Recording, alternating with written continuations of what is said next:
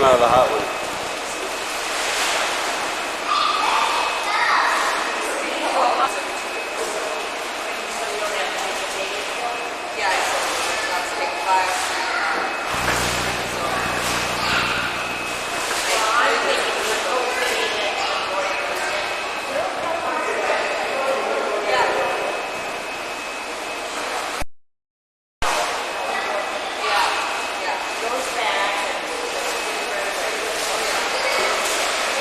It's just Alex. Say it's easier to look back at pictures than videos. Well, my camera's got a little corner that is leaking light. There's a little corner that.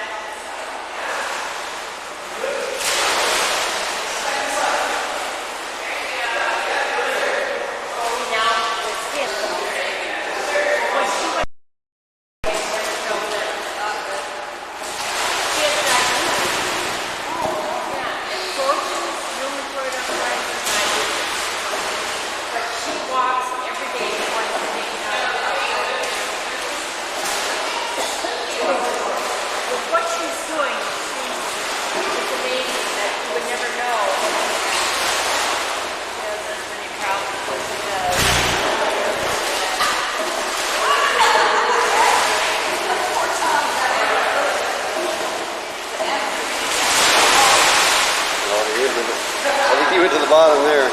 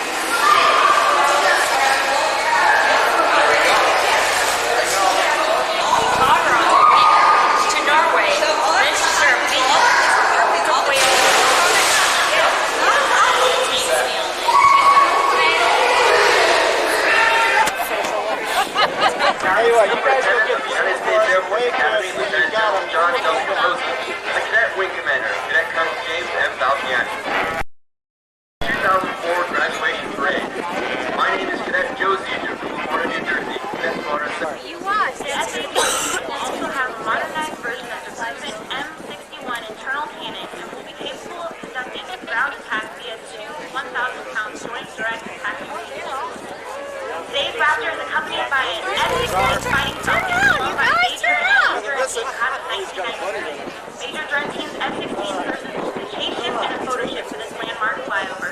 The first time an FA-22 will launch an impact.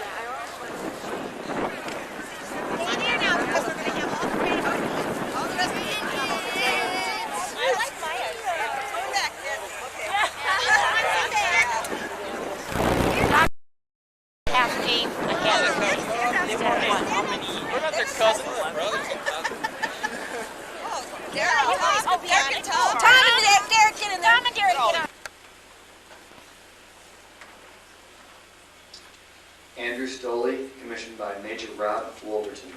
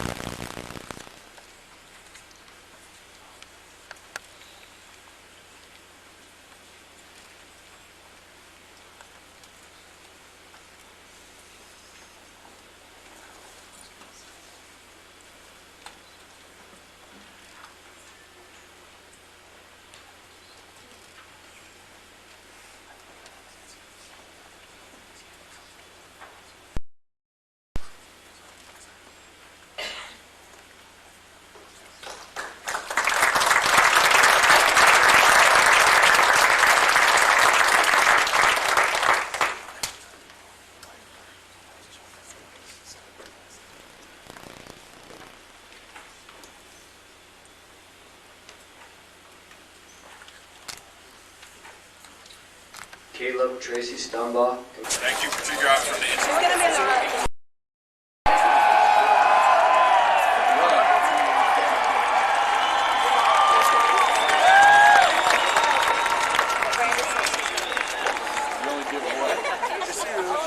That's so funny. Anderson good for us. That's funny. Wing and hoop. Ladies and gentlemen, please rise. Welcome to the graduating class of 2004.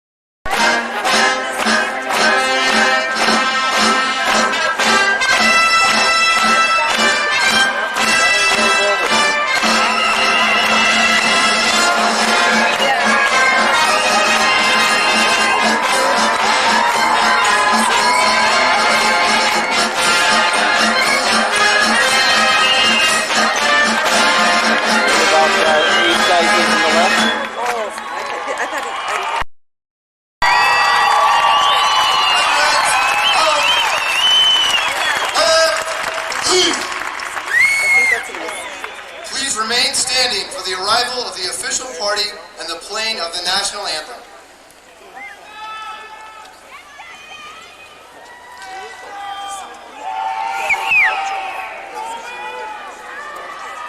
Ladies and gentlemen, please welcome Secretary of the Air Force, James Roche, the Chief of Staff of the Air Force, General John Jumper, and the Superintendent of the United States Air Force Academy, Lieutenant General John Rosa.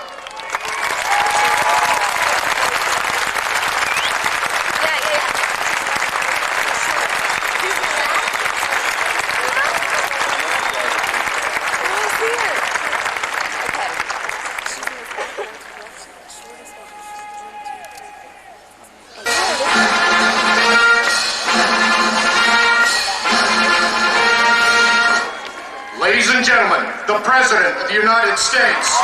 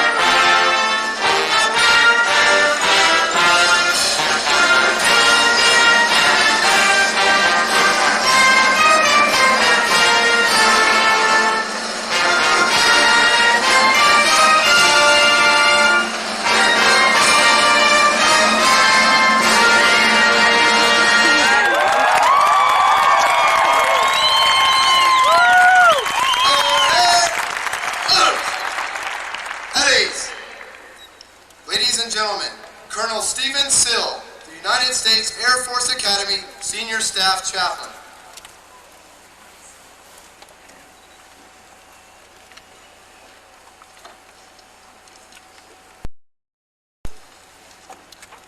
Lord, what a day. A day none of us will ever forget. We've come so far. It seems like a lifetime ago when we got off that bus to face the cadre, yet in some ways like only yesterday. And now we're finally here. We did it.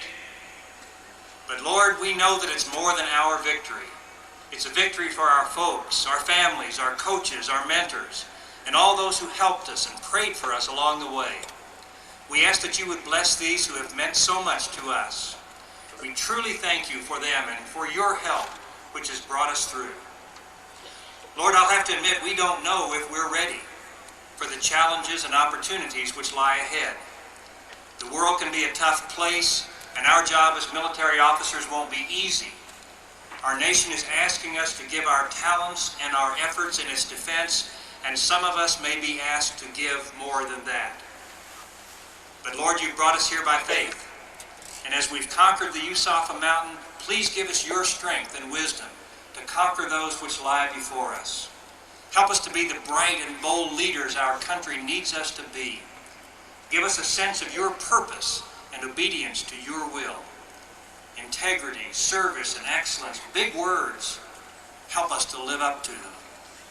And Lord, today our prayers are also for our president, for all our leaders, Grant them your wisdom and courage, and bless them with your peace. We also pray for all our armed forces, especially those far from home. Guard them by your ever-present hand, and grant them success in their efforts, that all people might share in the blessings of justice and of freedom. In your holy name we pray. Amen.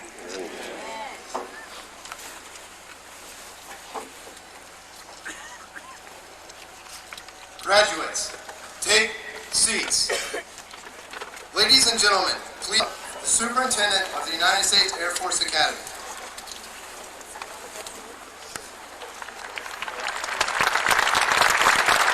Thank you. Good morning. It's my distinct pleasure to welcome you to the Air Force Academy to the graduation ceremony for the class of 2004. I'm especially honored. That's right. I'm especially honored to welcome this august group of distinguished guests and friends of the Academy on the speaker's platform. In the interest of those awaiting diplomas, I'll only identify them quickly and introduce each row one at a time. Please hold your applause until all are introduced. In the front row, to your left of center, my wife Donna. Mexico's 1st Congressional District and a United States Air Force Academy grad, the Honorable Heather Wilson. Next to Congressman Wilson, we have the Air Force Chief of Staff, General John Jumper. Sitting next to the Chief is the Air Force Reserve Major General Kathy Thomas, Assistant to the Superintendent of the United States Air Force Academy. Next, we have Mr. Bill Hibble, President of the Air Force Academy Foundation. In the second row, on your left of center, retired Lieutenant General Skip Scott, former Academy Superintendent, and his wife Sally. Next to the Scotts are Brigadier General Johnny White, Commandant of Cadets, and his wife Bonnie. To your right, retired Colonel Jim Shaw, President and CEO of the Air Force Academy Association. Cindy. Next to the officers in the most respected air and space force in the world. Your experiences here help develop a broad and strong foundation for the role you're undertaking. They will serve you well in meeting the challenges before you, which are many and substantial. The core values you live by here will underpin both your personal and professional success throughout the remainder of your lives. You've demonstrated to us, to each other, and to this nation that you're ready for the responsibilities that lie ahead. You will be the leaders of our 21st century Air and Space Force. Congratulations to each of you. All of us here today wish you Godspeed and great careers in the service of our nation. And now, ladies and gentlemen, it's my distinct honor to introduce a very special distinguished visitor, a retired Navy captain with 23 years of service and a PhD in business administration from Harvard. He commanded the USS Buchanan, a guided missile destroyer, and earned the Arleigh Burke Fleet Trophy for the Navy's most improved combat unit in the Pacific in 1974. He spent 17 years with Northrop Grumman Corporation and is now responsible for the affairs of the entire United States Air Force. Ladies and gentlemen, I'm proud to present a true warrior and leader, the 20th Secretary of the Air Force, Dr. James Roach.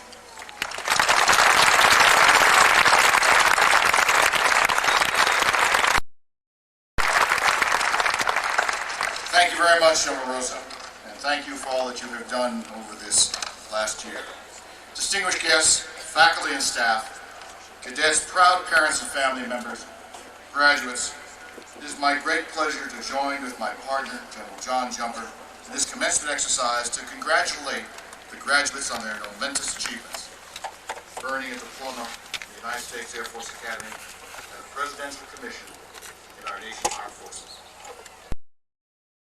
Will soon take your place as an officer in the United States Air Force, garnering a position of special trust that demands the highest commitment to our values, total devotion to duty, and the utmost loyalty to our mission and your fellow airmen.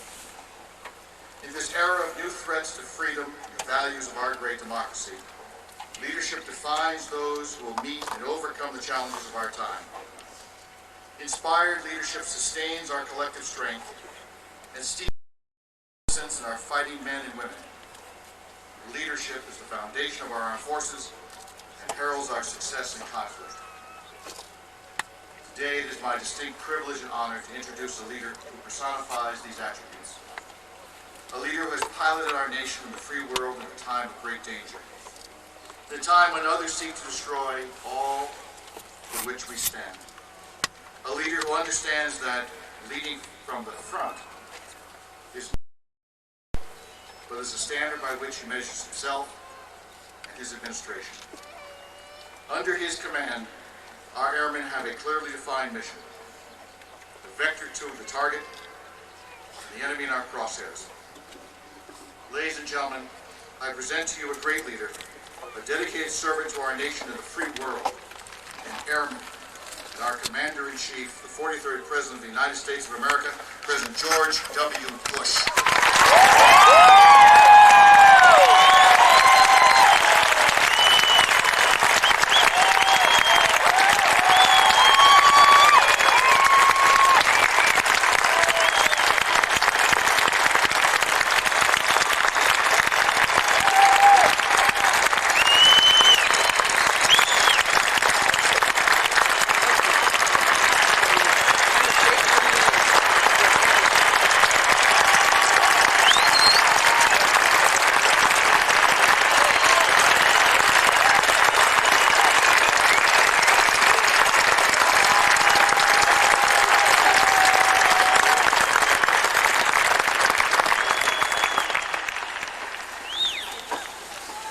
Secretary Roach, General Jumper, General Rosa, Attorney General Ashcroft, Woman Heather Wilson, Air Force Academy graduate, 1982, Academy staff and faculty, distinguished guests, officers, cadets, members of the graduating class, and your families. Thanks for the warm welcome. And thank you for the honor to visit the United States Air Force 50th anniversary.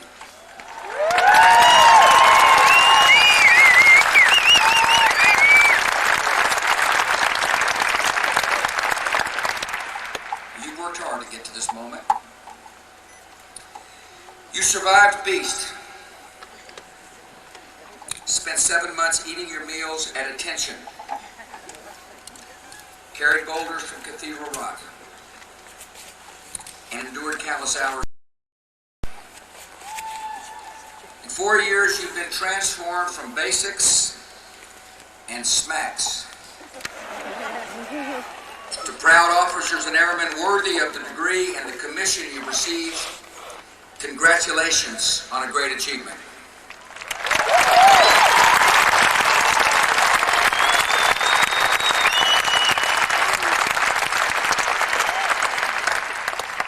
Your superintendent has made a positive difference in a short time. I thank him for helping to restore the Academy's tradition of honor, which applies to every man and woman without exception.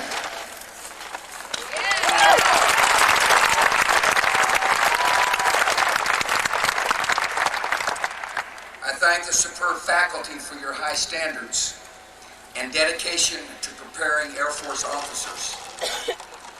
And I thank the parents here today for standing behind your sons and daughters as they step forward to serve America.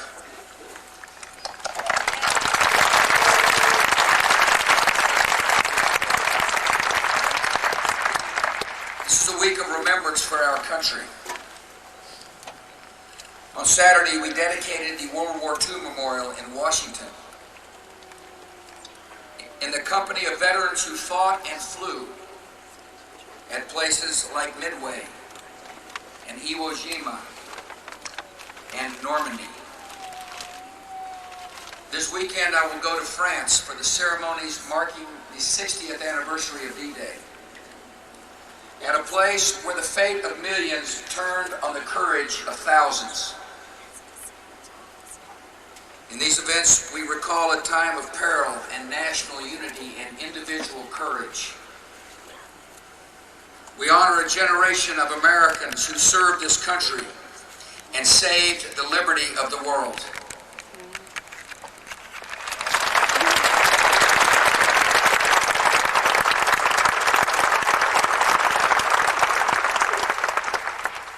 On this day, in 1944, General Eisenhower sat down at his headquarters in the English countryside and wrote out a message to the troops who would soon invade Normandy. Soldiers, sailors, and airmen of the Allied Expeditionary Force, he wrote, "The eyes of the world are upon you. The hopes and prayers of liberty-loving people everywhere march with you. Each of you receiving a commission today in the United States military will also carry the hopes of free people everywhere."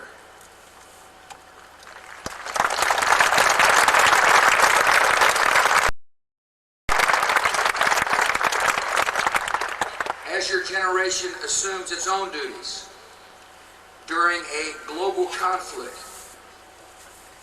that will define your careers, you will be called upon to take brave action and serve with honor. In some ways, this struggle we're in is unique. In other ways, it resembles the great clashes of the last century between those who put their trust in tyrants and those who put their trust in liberty. Our goal, the goal of this generation, is the same. We will secure our nation and defend the peace through the forward march of freedom.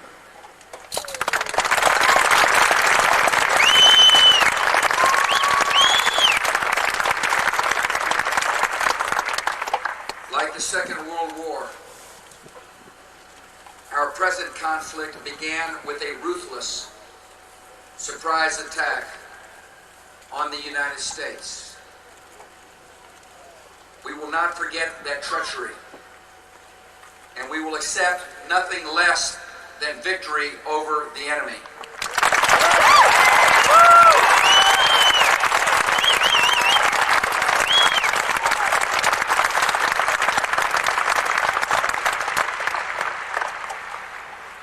Like the murderous ideologies of the 20th century, the ideology of terrorism reaches across borders and seeks recruits in every country.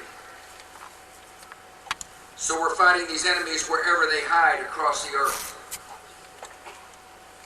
Like other totalitarian movements, the terrorists seek to impose a grim vision in which dissent is crushed, and every man and woman must think and live in colorless conformity. So to the oppressed peoples everywhere, we are offering the great alternative of human liberty. Like enemies of the past, the terrorists underestimate the strength of free peoples. The terrorists believe that free societies are essentially corrupt and decadent, and with a few hard blows will collapse in weakness and in panic. The enemy has learned that America is strong and determined because of the steady resolve of our citizens and because of the skill and strength of the Army, Navy, Marines, Coast Guard, and the United States Air Force.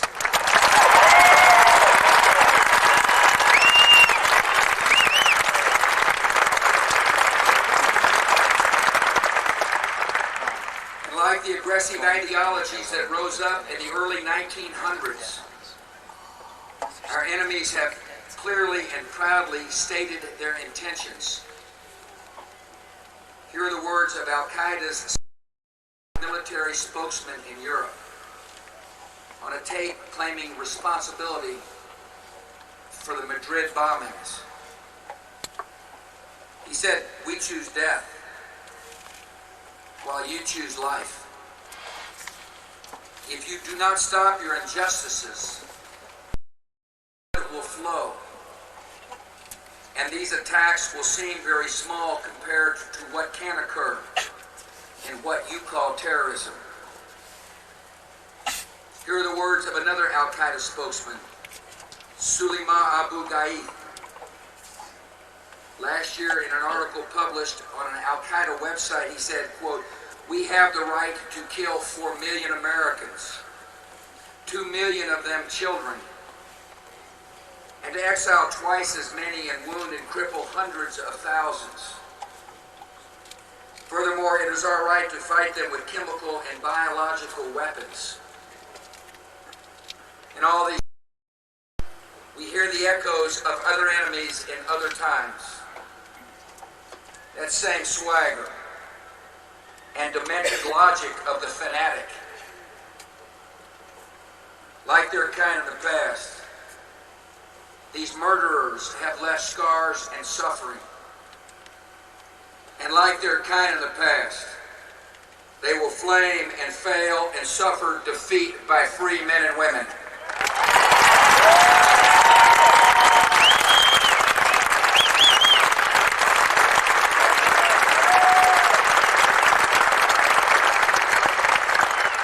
The enemies of freedom are opposed by a great and growing alliance. Nations that won the Cold War. Nations once behind an Iron Curtain. And nations on every continent see this threat clearly. We're cooperating at every level of our military, law enforcement, and intelligence to meet the danger. The war on terror is civilization's fight. And as in the struggles of the last century, civilized nations are waging this fight together. The terrorists of our day are, in some ways, unlike the enemies of the past. The terrorist ideology has not yet taken control of a great power like Germany or the Soviet Union. And so the terrorists have adopted a strategy different from the gathering of vast and standing armies. They seek instead to demoralize free nations with dramatic acts of murder.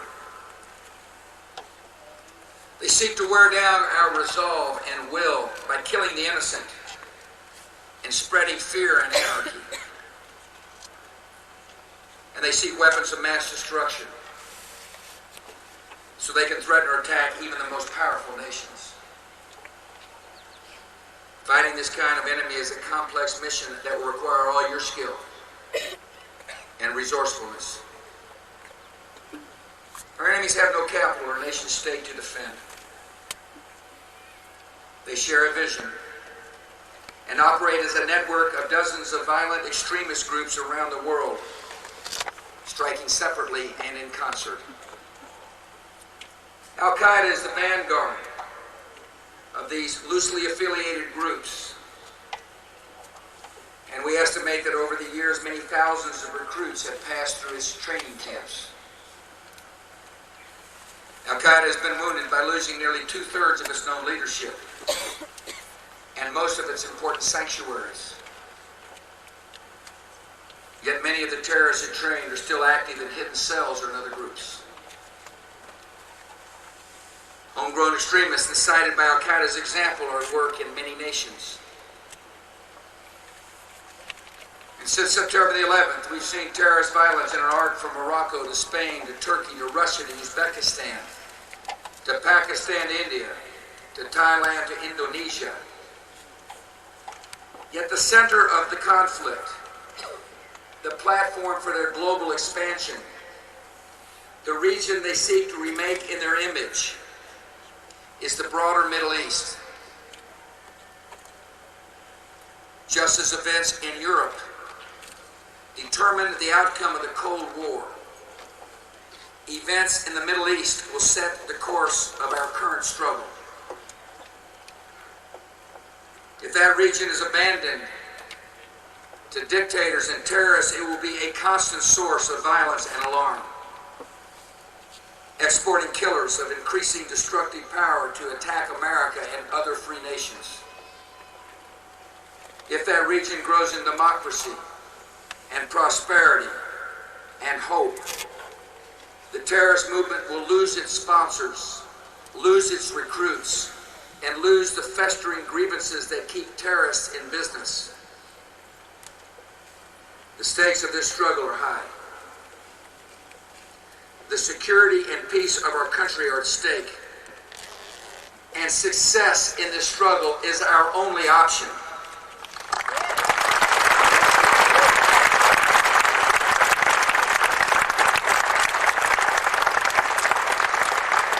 This is the great challenge of our time, the storm in which we fly. History is once again witnessing a great clash. This is not a clash of civilizations. The civilization of Islam, with its humane traditions of learning and tolerance, has no place for this violent sect of killers and aspiring tyrants. This is not a clash of religions. The faith of Islam teaches moral responsibility that ennobles men and women and forbids the shedding of innocent blood. Instead, this is a clash of political visions. In the terrorist vision of the world, the Middle East must fall under the rule of radical governments. Modern Arab states must be overthrown. Non-believers must be expelled from Muslim lands. And the harshest practice of extremist rule must be universally enforced. In this vision, books are burned. Terrorists are sheltered. Women are whipped. And children are schooled in hatred and murder and suicide. Our vision is completely different. We believe that every person has a right to think and pray and live in obedience to God and conscience, not in frightened submission to despots.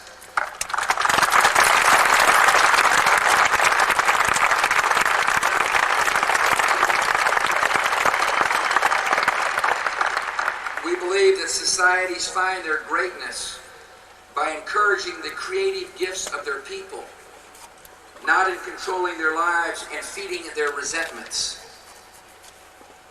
And we have confidence that people share this vision of dignity and freedom in every culture, because liberty is not the invention of Western culture. Liberty is the deepest need and hope of all humanity.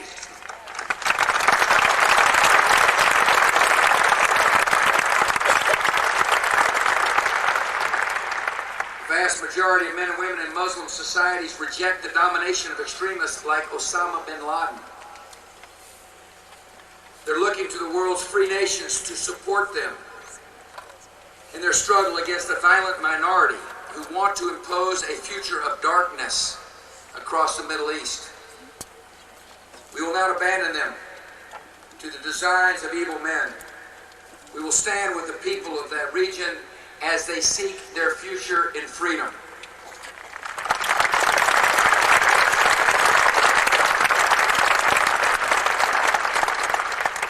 We bring more than a vision to this conflict.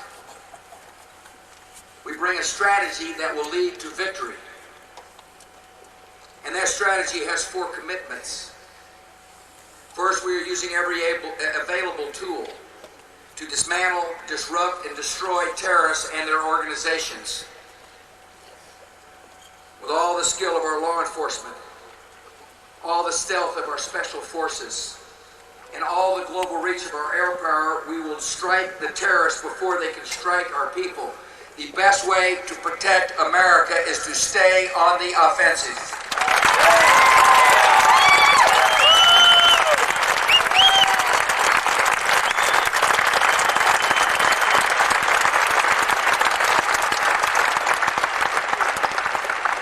Secondly, we're denying terrorist places of sanctuary or support. The power of terrorists is multiplied when they have safe havens to gather and train recruits. Terrorist havens are found within states that have difficulty controlling areas of their own territory. So we're helping governments like the Philippines and Kenya to enforce anti-terrorist laws through information sharing and joint training. Terrorists also find support and safe haven within outlaw regimes. So I have set a clear doctrine that the sponsors of terror will be held equally accountable for the acts of terrorists.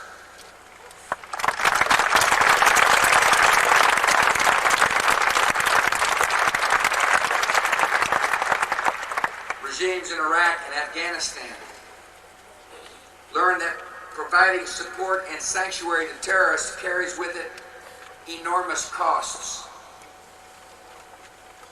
While Libya has discovered that abandoning the pursuit of weapons of mass murder has opened a better path to relations with the free world. Terrorists find their ultimate support and sanctuary when they gain control of governments and countries. We saw the terrible harm that terrorists did by taking effective control over the government of Afghanistan. A terrorist victory that led directly to the attacks of September the 11th. And terrorists have similar designs on Iraq, on Pakistan, on Saudi Arabia, and many other regional governments they regard as illegitimate. We can only imagine the scale of terrorist crimes were they to gain control of states with weapons of mass murder or vast oil revenues.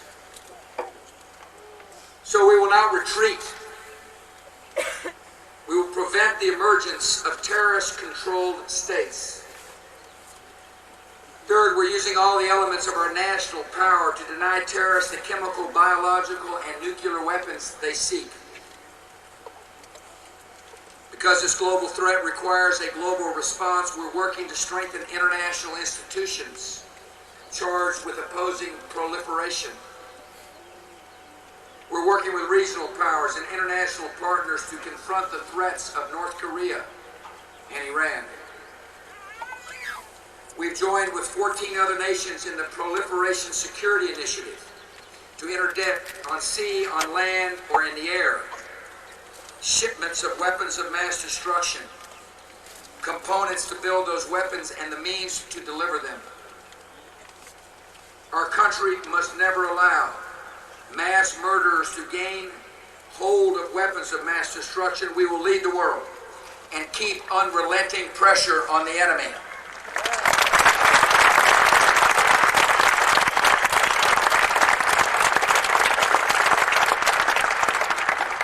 Fourth and finally, we are denying the terrorists the ideological victories they seek by working for freedom and reform in the broader Middle East. Fighting terror is not just a matter of killing or capturing terrorists. To stop the flow of recruits into the terrorist movement, young people in the region must see a real and hopeful alternative.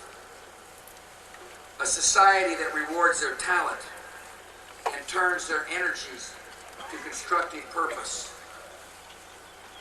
And here the vision of freedom has great advantages. Terrorists incite young men and women to strap bombs on their bodies and dedicate their deaths to the death of others. Free societies inspire young men and women to work and achieve and dedicate their lives to the life of their country. And in the long run, I have great faith that the appeal of freedom and life is stronger than the lure of hatred and death.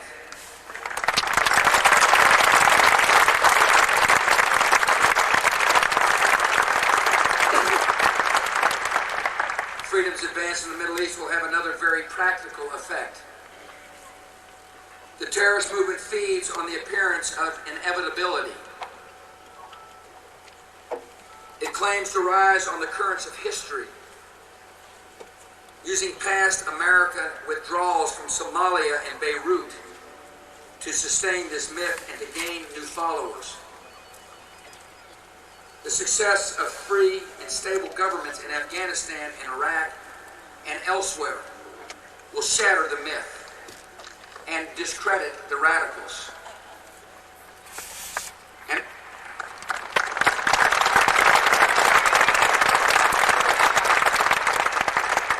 as the entire region sees the promise of freedom in its midst, the terrorist ideology will become more and more irrelevant until that day when it is viewed with contempt or ignored altogether.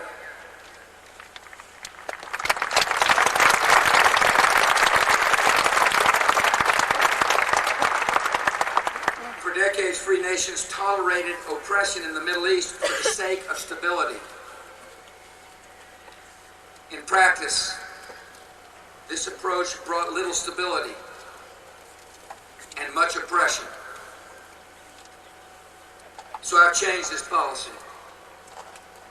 In the short term, we will work with every government in the Middle East dedicated to destroying the terrorist networks. In the longer term, we will expect a higher standard of reform and democracy from the region.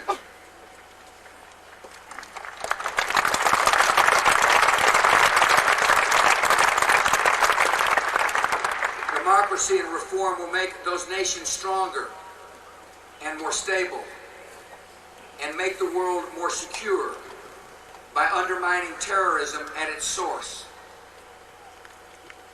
Democratic institutions in the Middle East will not grow overnight. In America, they grew over generations. Yet the nations of the Middle East will find, as we have found, the only path to true progress is the path of freedom and justice and democracy.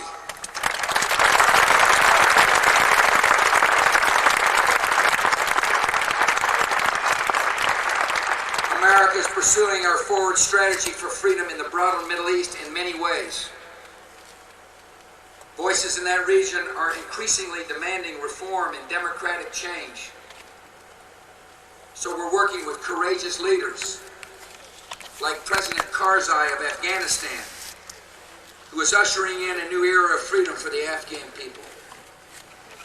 We're taking the side of reformers who are standing for human rights and political freedom, often at great personal risk. We're encouraging economic opportunity and the rule of law and government reform and the expansion of liberty throughout the region. And we're working toward the goal of a Palestinian state living side by side with Israel in peace.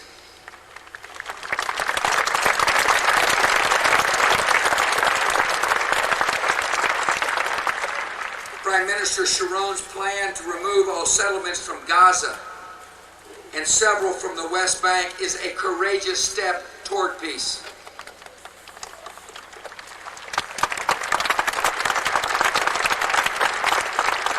His decision provides an historic moment of opportunity to begin building a future Palestinian state. This initiative can stimulate progress toward peace by setting the parties back on the roadmap, the most reliable guide to ending the occupation that began in 1967. This success will require reform-minded Palestinians to step forward and lead and meet their roadmap obligations. And the United States of America stands ready to help those dedicated to peace, those willing to fight violence, find a new state so we can realize peace in the greater Middle East.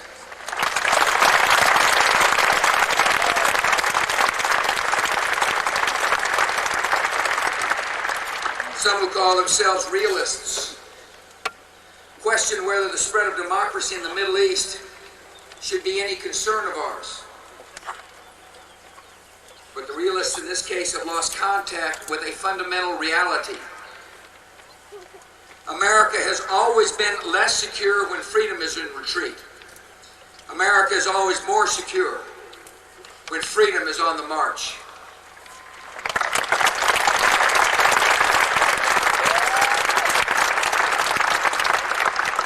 All our commitments in the Middle East, all of the 4 commitments of our strategy are now being tested in Iraq. We've removed a state sponsor of terror with a history of using weapons of mass destruction, and the whole world is better off with Saddam Hussein sitting in a prison cell.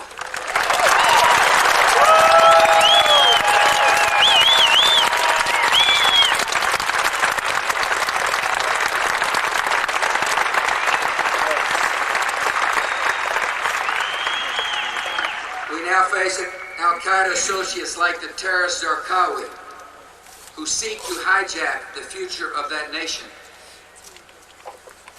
We're fighting enemies who want us to retreat and leave Iraq to tyranny so they can claim an ideological victory over America. They would use that victory to gather new strength and take their violence directly to America and to our friends. Yet our coalition is determined. And the Iraqi people have made clear, Iraq will remain in the camp of free nations.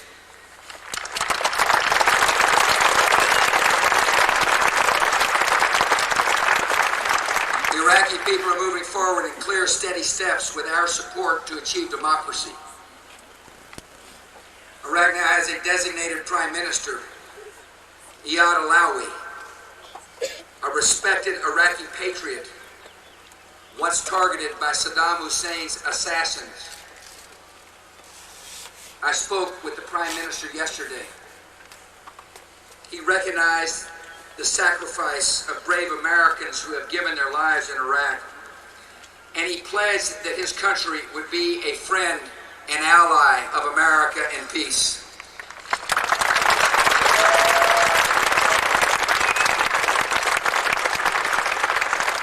Along with the President and 2 Deputy Presidents, Prime Minister Alawi will lead a government of 33 ministers, which take office immediately and begin preparing for the transfer of full sovereignty by June the 30th.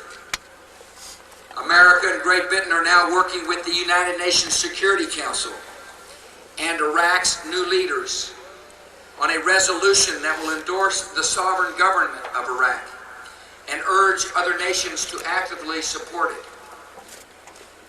The Iraqi people are looking to us for help, and we will provide it. Many fine civilian professionals are now working in that country, helping Iraqis to rebuild their infrastructure and build the institutions of a free country. Along with the United Nations, we will help Iraq's new government to prepare for national elections by January 2005. This free election is what the terrorists in the country fear most. Free elections are exactly what they're going to see.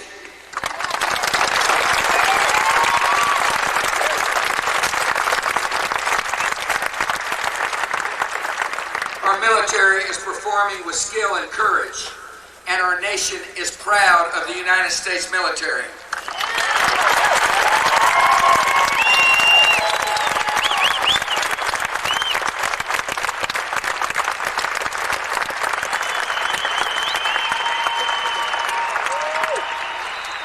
Many brave Iraqis have stepped forward to fight for their own freedom, and we're working closely with them to disband and destroy the illegal militia, to defeat the terrorists, and to secure the safe arrival of Iraqi democracy. We're stepping up our efforts to train effective Iraqi security forces that will eventually defend the liberty of their own country. At every stage of this process, before and after the transition to Iraqi sovereignty, the enemy is likely to be active and brutal. They know the stakes as well as we do. But our coalition is prepared. our will is strong. And neither Iraq's new leadership nor the United States will be intimidated by thugs and assassins.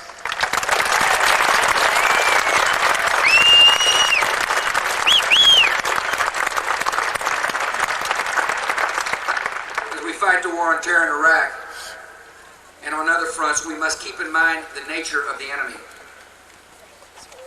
No act of America explains terrorist violence, and no concession of America could appease it.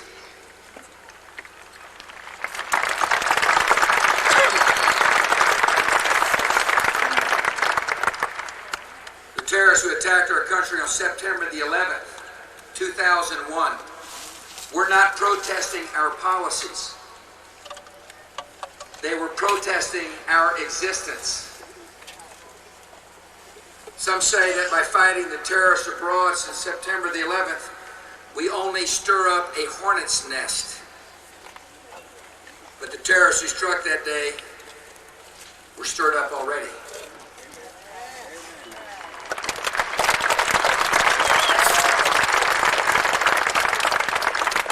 If America were not fighting terrorists in Iraq and Afghanistan and elsewhere, what would these thousands of killers do? Suddenly begin leading productive lives of service and charity? Would the terrorists who beheaded an American on camera just be quiet, peaceful citizens if America had not liberated Iraq? We're dealing here with killers who have made the death of Americans the calling of their lives. And America has made a decision about these terrorists. Instead of waiting for them to strike again in our midst, we will take the fight to the enemy.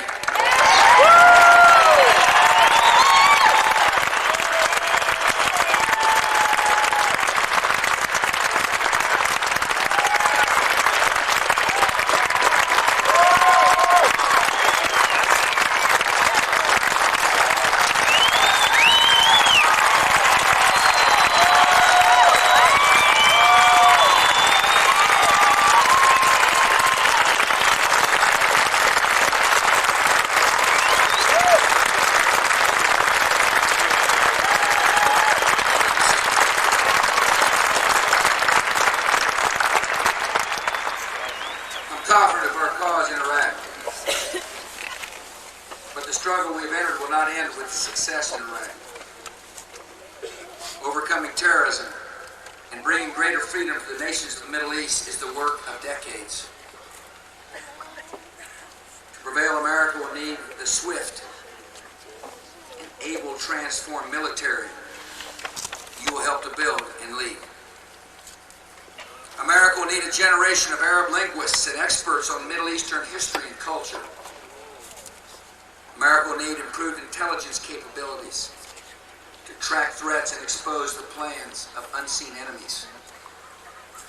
Above all, America will need perseverance. This conflict will take many turns, with setbacks on the course to victory. Through it all, our confidence comes from one unshakable belief. We believe, in Ronald Reagan's words, that the future belongs to the free.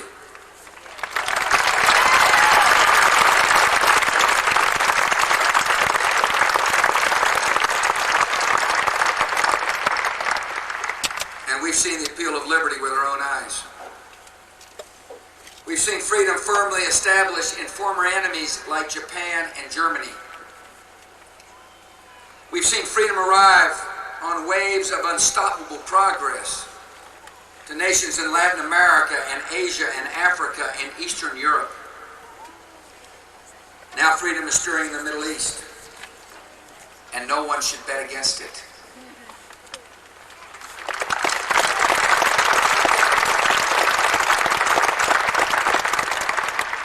In the years immediately after World War II ended, our nation faced more adversity and danger with the rise of imperial communism. In 1947, the communist forces were pressing a civil war in Greece and threatening Turkey. More than 2 years after the Nazi surrender, there was still starvation in Germany. Reconstruction seemed to be faltering, and the Marshall Plan had not yet begun. In 1948, Berlin was blockaded on the orders of Joseph Stalin. In 1949, the Soviet Union exploded a nuclear weapon, and communists in China won their revolution. All this took place in the first 4 years of the Cold War.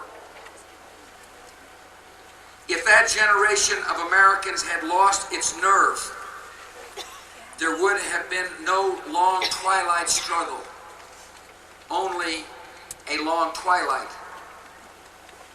But the United States and our allies kept faith with captive peoples and stayed true to the vision of a democratic Europe.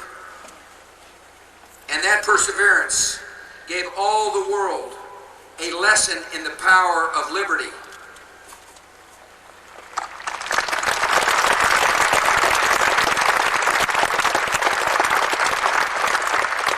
We are now about 3 years into the war against terrorism.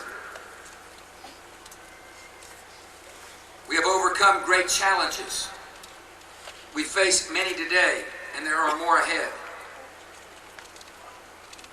This is no time for impatience and self-defeating pessimism.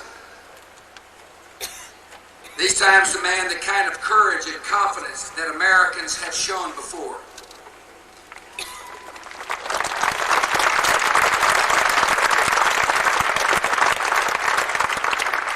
Our enemy can only succeed if we lose our will and faith in our own values. And ladies and gentlemen, our will is strong. We know our duty. By keeping our word and holding firm to our values, this generation will show the world the power of liberty once again.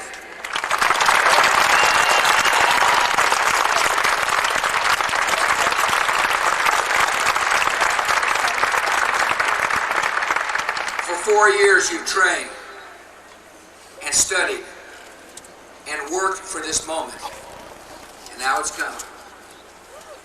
You're the ones who will defeat the enemies of freedom. Your country is depending on your courage and your dedication to duty. The eyes of the world are upon you. You leave this place at an historic time, and you enter this struggle ahead with the full confidence of your Commander-in-Chief. I thank each of you for accepting the hardships and high honor of service in the United States military, and I congratulate every member of the Rickenbacker class of 2004. May God bless you.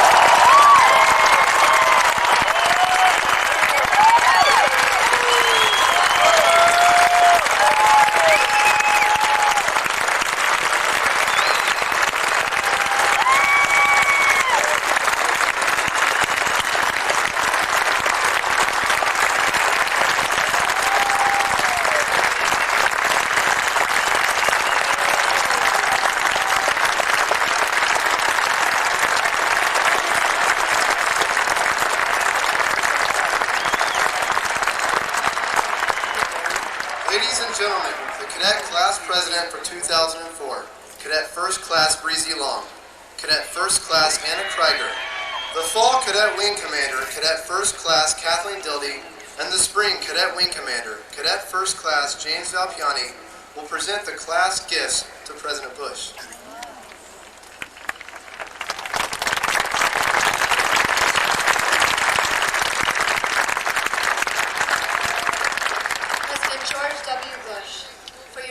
Service to our nation, to the United States Air Force, to our Air Force Academy. Today's graduating class designates you, by acclamation, an honorary member of the Rickenbacker class of 2004.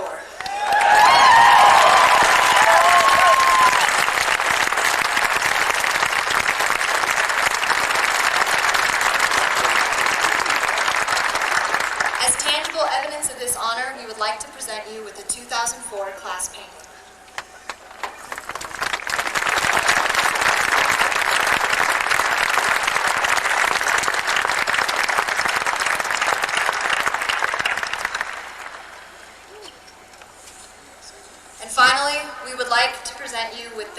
Wing's highest honor, the plaque and saber.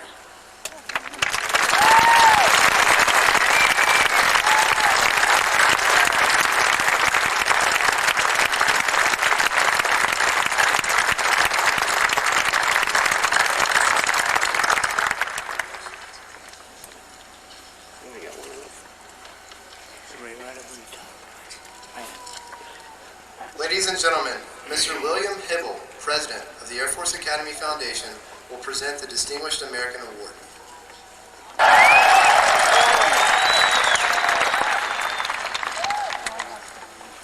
President Bush, before presenting the entire graduating class to you, I would like to single out some individuals for special recognition.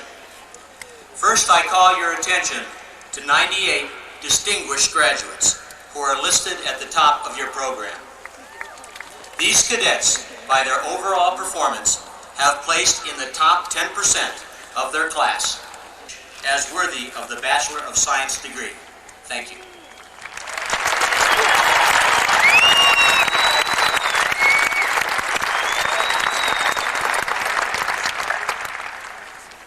Ladies and gentlemen, Colonel William D. Carpenter, Director of Admissions, and Dr. Dean Wilson, Registrar and Director of Academic Affairs, will now present the diplomas to the graduating class of 2004.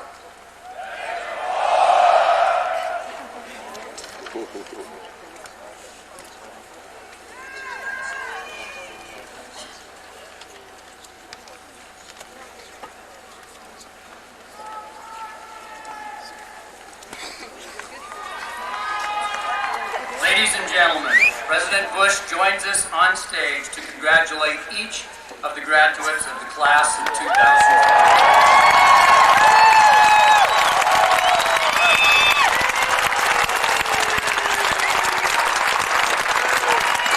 Will the distinguished graduates please rise and come forward to receive your diplomas? The third. Eric Dennis Gorney. Christopher Ray Mahoney. John Christian Fisher. Clifton Reed Anderson. Tyson Andrew Haddock. Walker. Bradley McIntyre Young. Cadet Squadron 21. Gina A. Black.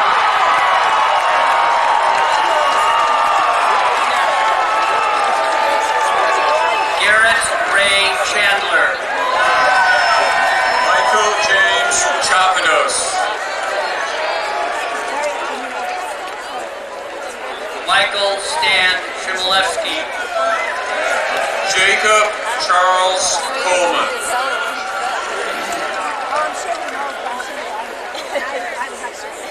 James David Conley. Eric Richard Bittman. Charles William Getz. Patrick Paula Graham. Sutos Brown. Abram Bennett Burke. No, he's in 30. Jeremy Allen. Trevor Shea Hightower. Alexander Kuzmanov. Richard James Gregg. Justin Michael Hyam. Brett Allen Heiser. Todd Eric Jolly. Michael Houghton Kingrich. Christopher Wayne Laffey. Manuela Libera Leyendecker. John David McShane. George Benjamin Mendenhall. Philip Anthony Mormon. Kobe Russell Mockridge. Alexander Gustav Lammy. Joshua John Lawrence Larson. Luke William Marker. Christopher Joseph Batati.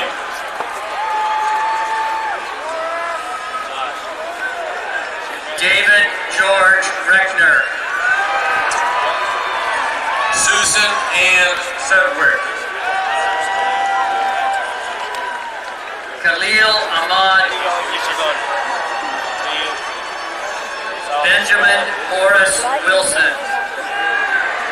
Aaron Joseph Zamora. Yeah, I've seen that guy. Yeah, he's like. Cadet Squadron 35.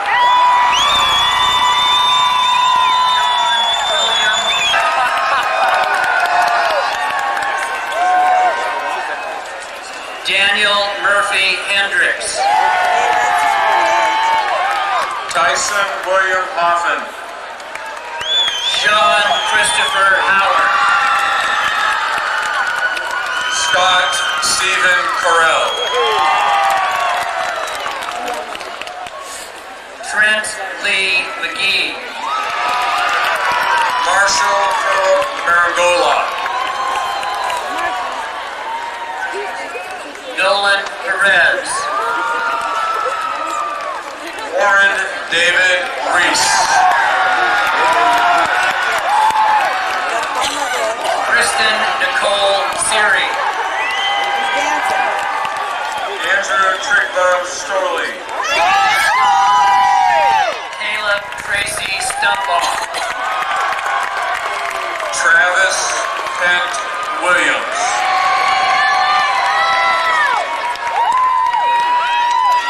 Cadet Squadron 36.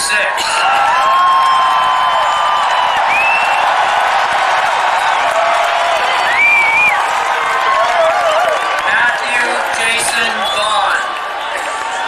Bryce Elliott Watchman. Richard Trent Brower. Glenn Thomas Dahl. Jonathan Rock Diedick. John Daniel Ellis. Telmo Christopher Galindez.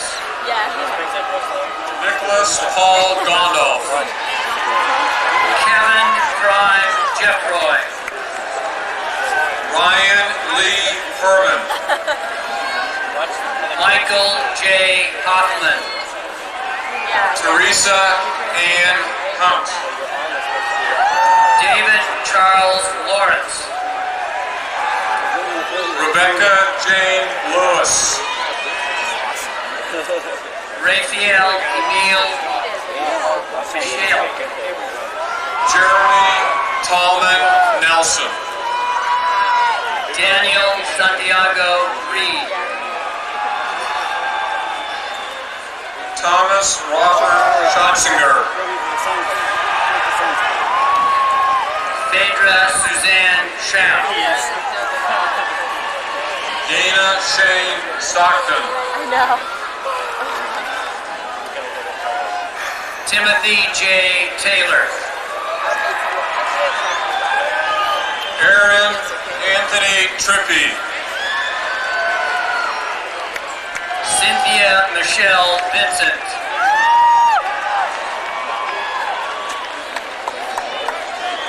Anthony Christopher Joseph York.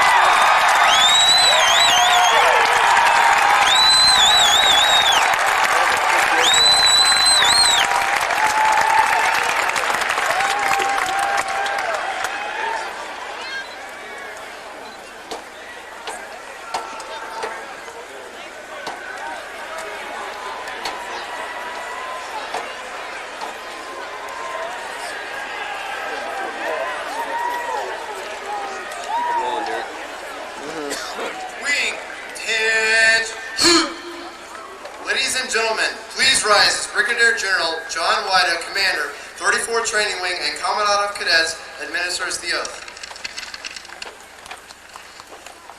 Graduates of the Edward V. Rickenbacker class, will you please raise your right hand, and after I read the oath of office, signify your acceptance by saying, "I do." To each of you, having been appointed of the Second Lieutenant in the United States Air Force, solemnly swear that you will support and defend the Constitution of the United States against all enemies, foreign and domestic, that you will bear true faith and allegiance to the same, that you take this obligation freely without any mental reservation or purpose of evasion, that you will well and faithfully discharge the duties of the office of which you are about to enter, so help you God.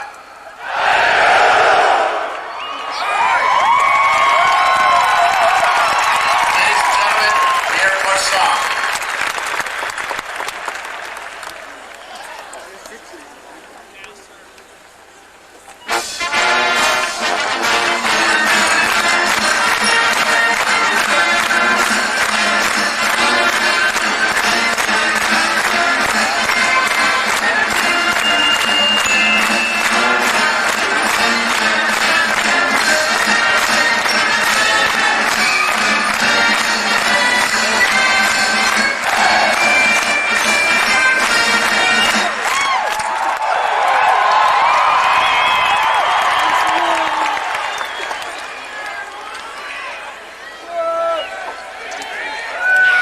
Class of 2004,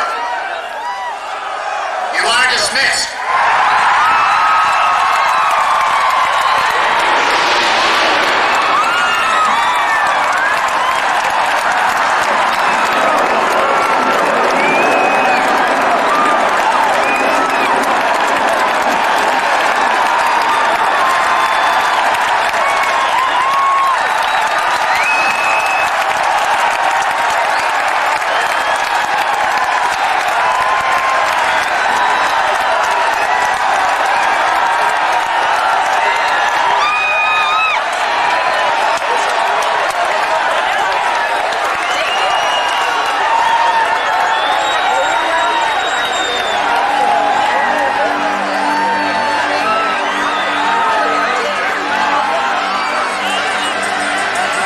Good afternoon, ladies and gentlemen. My name is Captain Dave Hayward, Thunderbird 8, the team's advanced pilot and narrator, and a fellow graduate of the class of 19... Serving each and every one of you in this blue uniform. Good luck. Go Falcons. To the men and women of the class of 2004. Major Mark Smith, graduate class of 1992. Enjoyable time. I guarantee you won't regret it again. I look forward to seeing you following in my footsteps. Again, congratulations. Well, they're making everybody go to South End to Great job. plane. Class of 1992, Thunderbird 5, Major Todd Canterbury. Flying the opposing solo. Class of 1994, Thunderbird 6, Captain Scott Exanto. For the noble warrior, the Thunderbird always ensures swift victory. The Thunderbirds are part of this great spirit. That is why they wear his symbol on their chest to remind them that theirs is the greatest. It stretches from horizon to horizon. It reaches from the sun to the moon. It is the